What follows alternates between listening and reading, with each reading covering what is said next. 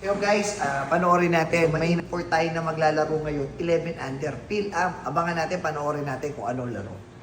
Nag-chat sa akin. Ito. Kira ako. Ang laki ng import ko ah.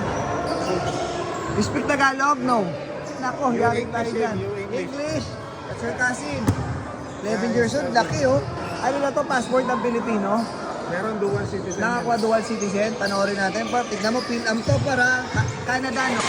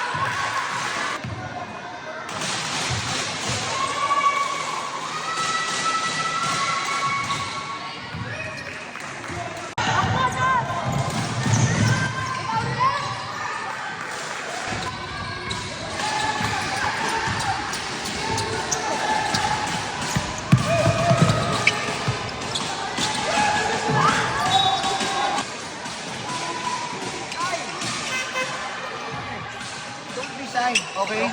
You're a future RPC basketball in the Philippines. I promise.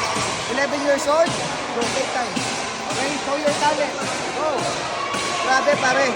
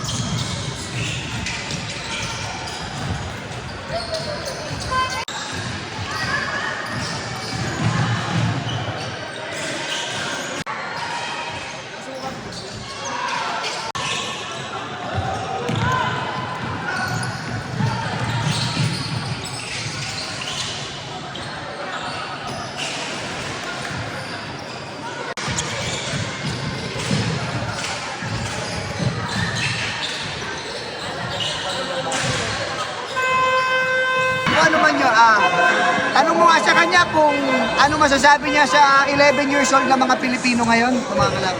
What can you say about 11 years old players here in the Philippines? Pretty good. Pretty good. How about in Canada? Taller. Taller? Taller? Taller. Taller? Taller. Here, smaller. But faster. Faster. Faster here. Okay, but sa Canada is taller. Taller, strong. What is your position in Canada? Pointer. Point guard. Ooh, 11 years old. Thank you, Kyle. Thank you. Thank you. Thank you. One big, yes. Ano yun? Balik mama niya Pilipino, di ba? Tapos Chinese yung ano. Ito yung mga naka-orange. Tapos mama niya, Saan siya nag-aaral? sa Canada. Canada. What school do you go to? Huh? What school do you go to in Canada? Sa Catholic school. Ha? Catholic. Yun. Hindi ko alam. Okay. Yeah. May passport na to ng Pilipinas. Dual. Dual citizenship yun. Okay. You sure, promise, I swear. D-Day player and future Gilas. Yeah, come home. Can you stand up na? Can I Bright see your future right? here. We'll be same height. 2014. 2014, yeah. Laki oh. Point guard. Point guard.